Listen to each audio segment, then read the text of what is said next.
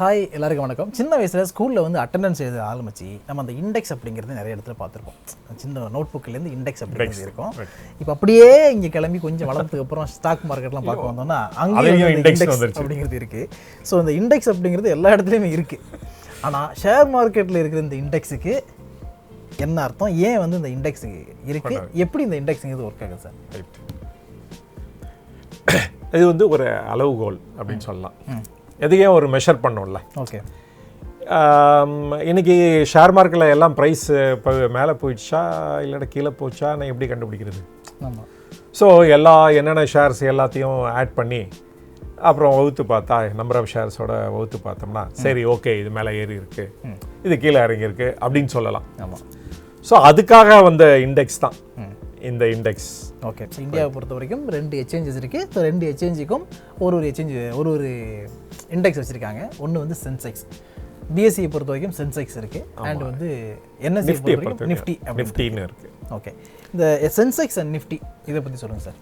அதாவது top 50 companies in market capitalisation. Okay, அது எப்படி மூவ் ஆகுது என்ன டே, எவ்வளோ மேலே போகுது எவ்வளோ கீழே வருது அப்படிங்கிறத அனலைஸ் பண்ணி அது கொடுக்குறது அந்த நிஃப்டி 50ங்கிறது. ஓகே, அந்த 50 கம்பெனியில் பெஸ்ட் ரன் கம்பெனிஸ், அதில் தான் சாஃப்ட்வேர் கம்பெனி இருக்குது, ரிலையன்ஸ் இருக்குது, தென் சம் ஃபார்மா கம்பெனிஸ் இருக்குது, ஆட்டோ கம்பெனி இருக்குது, ஃபைனான்ஸ் கம்பெனி இருக்குது, பேங்க் கம்பெனிஸ் இருக்குது. இதில் வந்து பெஸ்ட்டு யூ நேம் இட் அதில் இருக்கும்.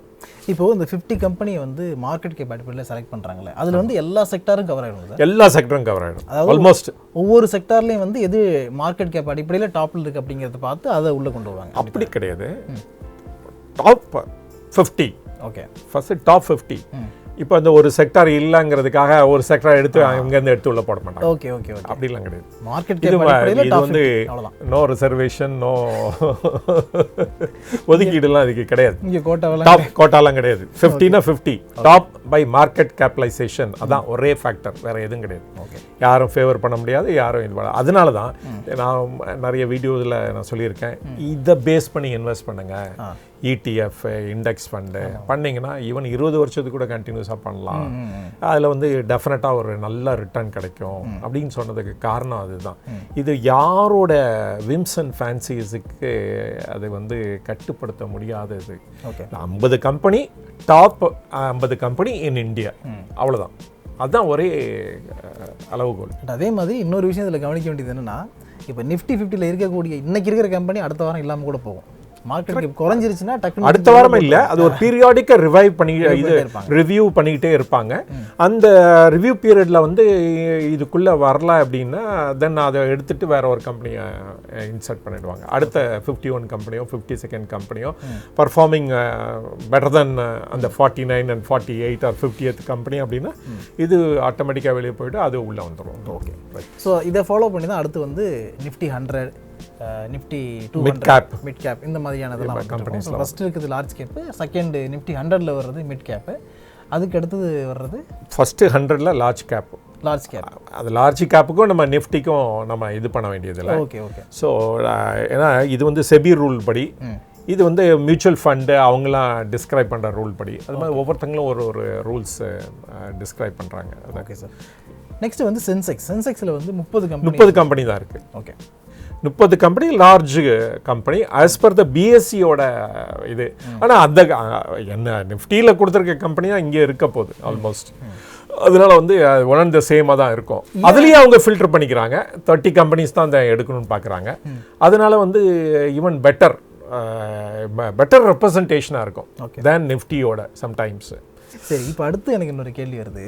அதாவது இப்போ இந்த இண்டெக்ஸை பொறுத்த வரைக்கும் அதை வச்சு தான் டெய்லி மார்க்கெட் ஏறுதா இறங்குதான் புல் மார்க்கெட்டா பேர் மார்க்கெட்டா பார்க்குறோம். ஆனால் அதுக்கு முன்னாடி இந்த ஷேர் மார்க்கெட்டை வந்து சொல்கிறதுக்கு, இதை வந்து பிரதிபலிக்கிறதுக்கு 2 சிம்பிள் யூஸ் பண்ணுறாங்கல்ல, காலையும் கரடியும் யூஸ் பண்ணுறாங்கல்ல.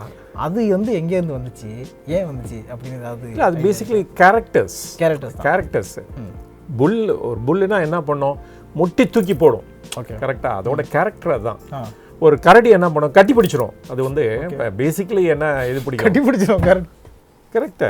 ஓகே, அது ஒரு இது பண்ணுறதுக்கு முன்னாடி, சாப்பிட்றதுக்கு முன்னாடி பிடிச்சி அமைக்கி இது பண்ணிடும். Okay okay. அதனால வந்து கரடினா நமக்கு கஷ்டம்தான் ஓவரா.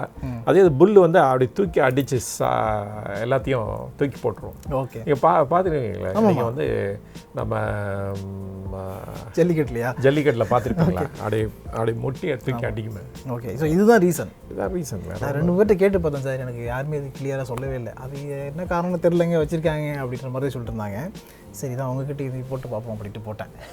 ஸோ இதே மாதிரி பிஸ்னஸ் சம்மந்தப்பட்ட டீட்டெயிலான வீடியோஸ் நீங்கள் பார்க்குறதுக்கு மறக்காமல் காவேரி பிஸ்னஸ் சப்ஸ்கிரைப் பண்ணுங்கள். ஸோ அடுத்த வீடியோவில் கண்டிப்பாக மீட் பண்ணுவோம். தேங்க்யூ.